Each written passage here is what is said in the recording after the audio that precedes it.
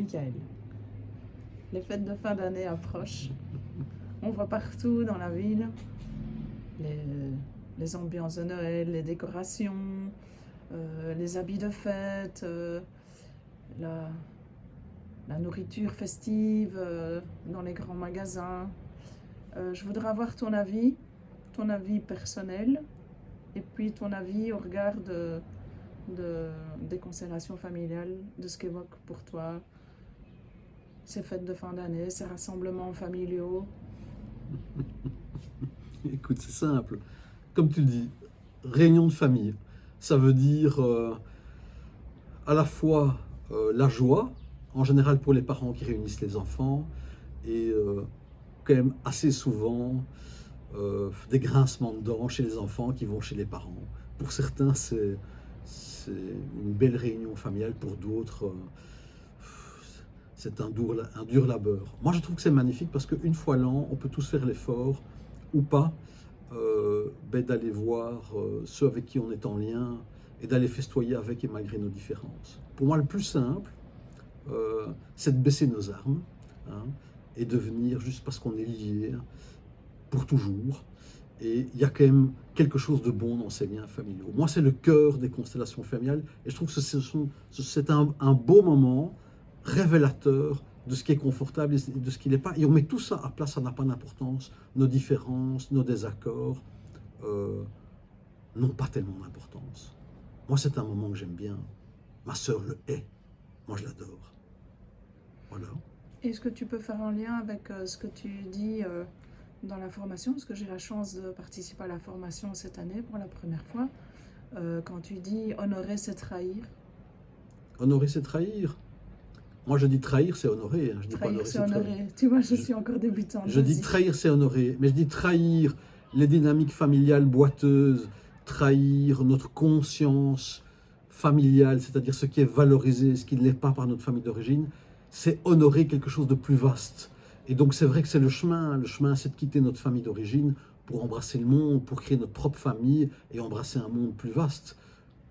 C'est vrai, ça c'est trahir, mais on peut honorer notre famille d'origine tout en les trahissant, en étant différents. On peut les honorer, en tous les cas, une fois l'an, un nouvel an, un Noël, surtout à Noël, pour se retrouver avec nos différences. C'est dans la différence qu'on nourrit l'enrichissement. D'accord.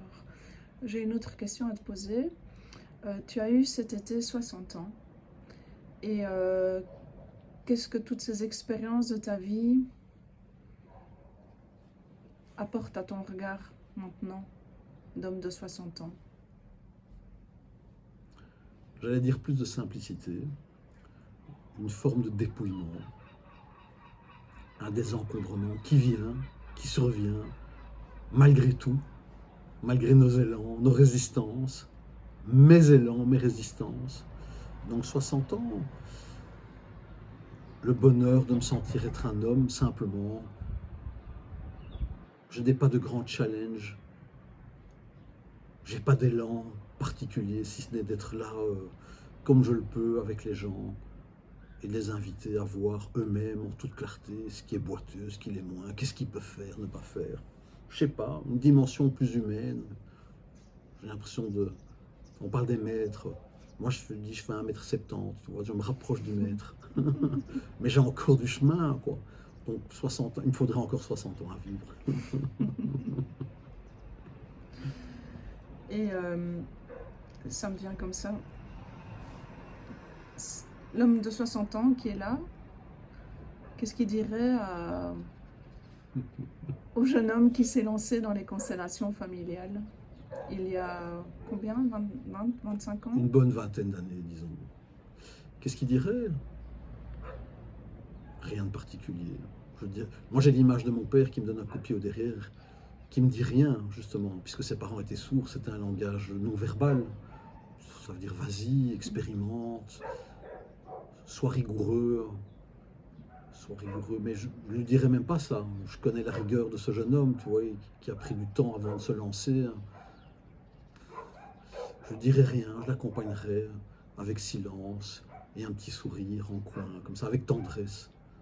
Je le regarderai avec tendresse, c'est tout. Ça me touche même en disant ça. Je regarde avec tendresse. Je me dirais, oh, si tu savais à quel point tu ressembles à ton père.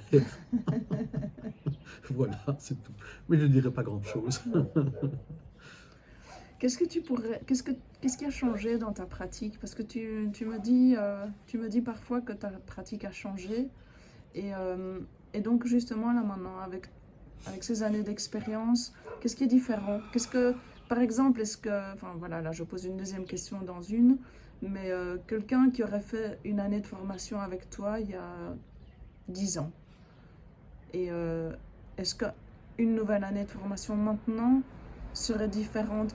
Qu'est-ce qui a changé qu'est-ce qui s'est Bon, affiné? mais Je toi, sais tu pas. connais personnellement une personne qui a justement suivi une année de formation avec moi à Genève il y a une douzaine d'années et une année de formation avec moi l'année passée. Tout est différent. Tout est différent parce que l'homme n'est pas le même, il n'y a rien à faire. 12 ans dans la vie d'un homme, c'est beaucoup dans son existence personnelle. Moi, avec ce que j'ai vécu, avec ce qui m'a buriné, bah, déjà, je ne peux plus embrasser la vie de la même façon. Et puis, bon an, mal an, je vois quand même 1 millier de personnes. Donc en 12 ans, j'ai dû voir à peu près plus de 10 000 personnes, c'est-à-dire plus de 10 000 dynamiques familiales. Ben, les choses se simplifient, le regard se simplifie, il est plus pointu, plus large, plus simple. Il y a moins de prétention, tu vois. Avant, c'est comme s'il me fallait absolument tout faire, tout réaliser, prendre la place de Dieu pour pouvoir faire quelque chose. Aujourd'hui, le travail est très simple.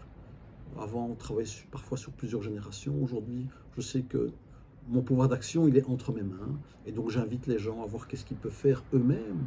Si quelque chose bouge en eux-mêmes, bah, ça va avoir un impact inévitablement sur ce qui est proche d'eux et puis peut-être un peu moins proche d'eux. Avant, je travaillais large. Aujourd'hui, je travaille simplement. Je crois que c'est la simplicité, mais c'est incontournable. Si tu peins pendant 12 ans, ta peinture va se simplifier, elle va s'affiner, s'épurer, s'élaguer. Voilà, moi je trouve que ça c'est un désencombrement.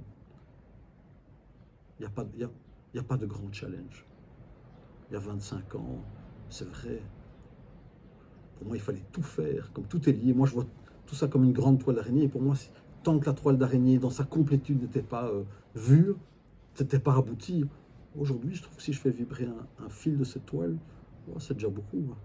C'est déjà beaucoup, même si ça me pose toujours question. Voilà. Je ne sais pas si j'ai répondu à ta question.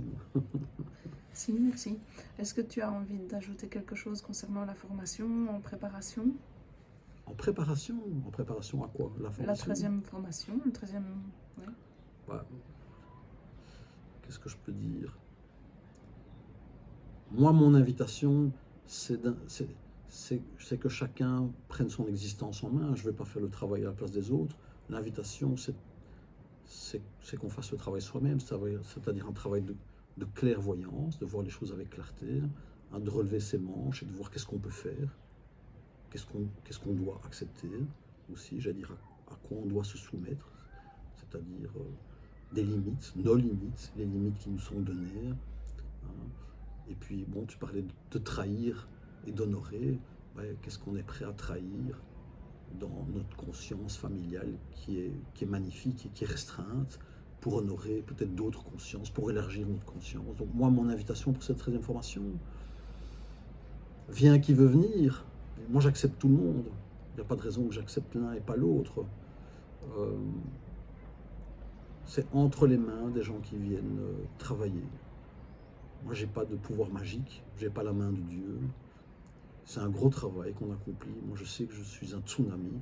Je suis un homme bienveillant. Je te vois sourire. Tu es bien placé pour le savoir.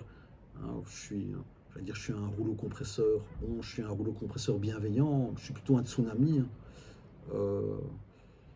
Voilà, si on est prêt à prendre le chemin le plus droit, le plus direct, avec bienveillance, c'est-à-dire veiller au bien de tous, hein, en posant un regard large et précis, à être exigeant avec soi-même, avec les autres, surtout avec soi-même.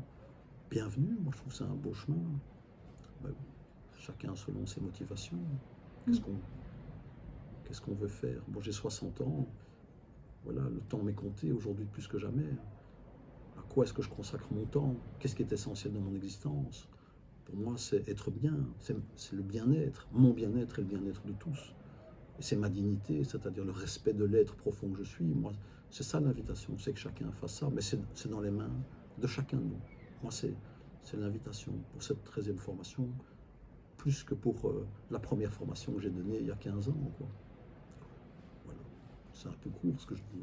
Ça donne une idée, une couleur, quoi. Merci, Michael. Merci à toi.